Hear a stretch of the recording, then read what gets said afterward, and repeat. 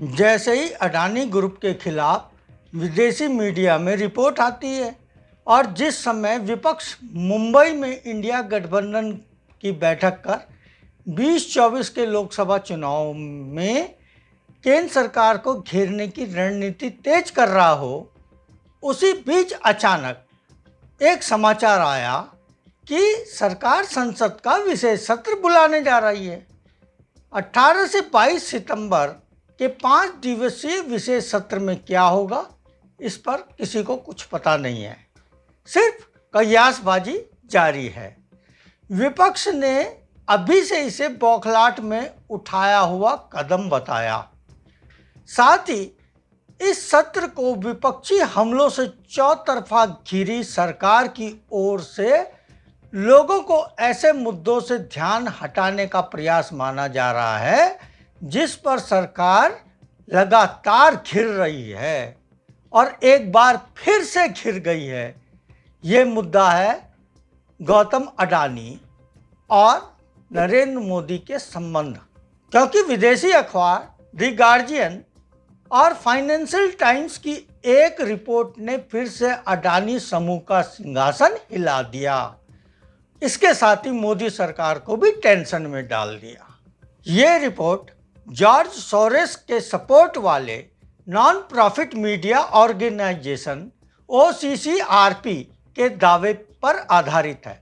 इसमें आरोप है कि अडानी ग्रुप ने चुपचाप तरीके से खुद अपने शेयर खरीदकर स्टॉक एक्सचेंज में लाखों डॉलर का निवेश किया।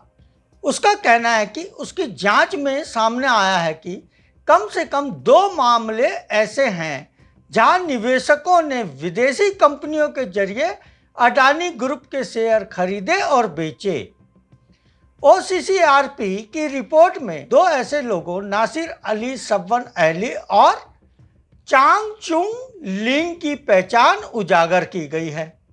उन्होंने अडानी ग्रुप में लाखों का निवेश किया और दोनों विदेशी हैं। रिपोर्ट में यह भी दावा किया गया है कि ये लोग अडानी ग्रुप की कंपनियों में डायरेक्टर और निवेशक रह चुके हैं। साथ ही इनका गौतम अडानी के बड़े भाई विनोद अडानी की जुड़ी कंपनियों से भी वास्ता रहा है।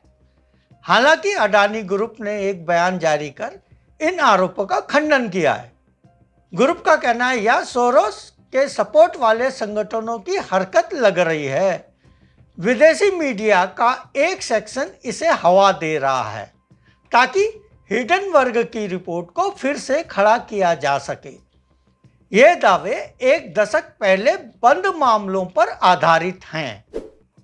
वहीं कांग्रेस नेता राहुल गांधी ने अमेरिकी अरबपति जॉर्ज सोरोस समर्थित संस्था organised crime and corruption reporting project OCCRP की ओर से अडानी ग्रुप पर लगाए गए आरोपों के बाद गौतम अडानी के भाई विनोद अडानी की भूमिका पर सवाल उठाए हैं।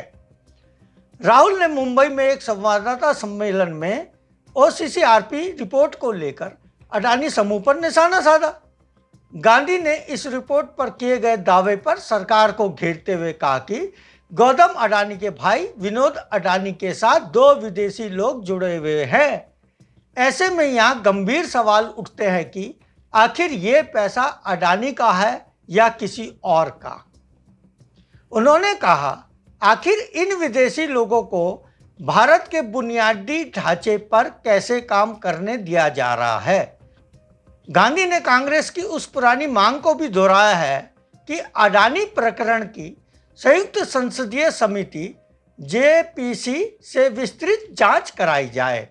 उन्होंने JPC जांच कराने की मांग को राष्ट्रीय महत्व वाला मामला करार देते हुए दावा किया कि इस मामले पर विपक्षी दलों के गठबंधन इंडिया में कोई मतभेद नहीं है।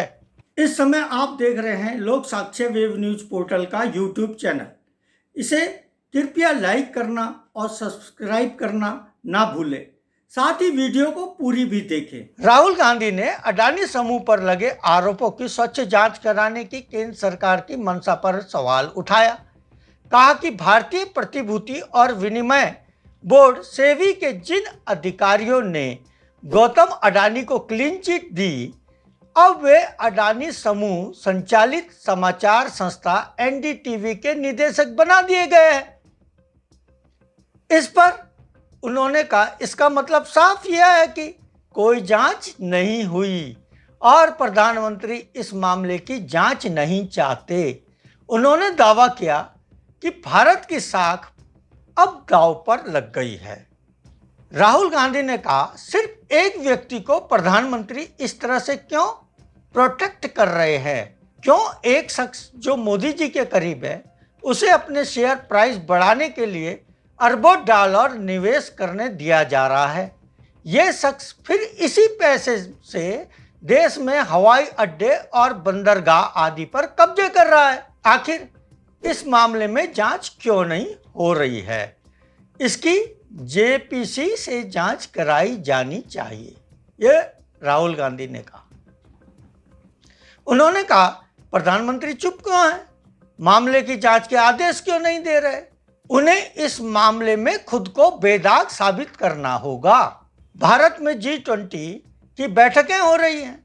यह भारत की छवि का सवाल है, इसलिए हम इस मुद्दे को उठा रहे हैं। वहीं संसद के विशेष सत्र को लेकर विपक्ष अडानी के मुद्दों के साथ ही विपक्षी गठबंधन इंडिया की बढ़ती ताकत से ध्यान बटाने की कोशिश मात्र मान रहा है। जदयू नेता सत्यप्रकाश मिश्रा ने कहा कि केंद्र सरकार अपने अंतिम दौर में है।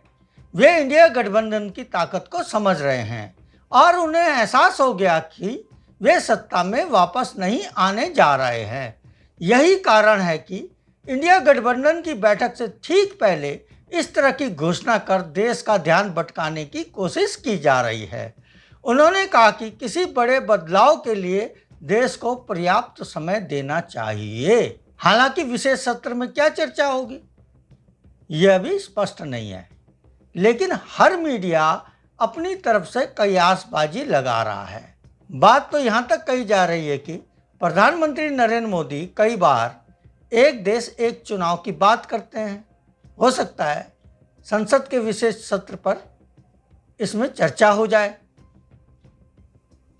क्योंकि उनका कहना रहा है कि बार बार चुनाव करने से देश पर अनावश्यक खर्च पड़ता है और सरकारों पर दबाव रहता है।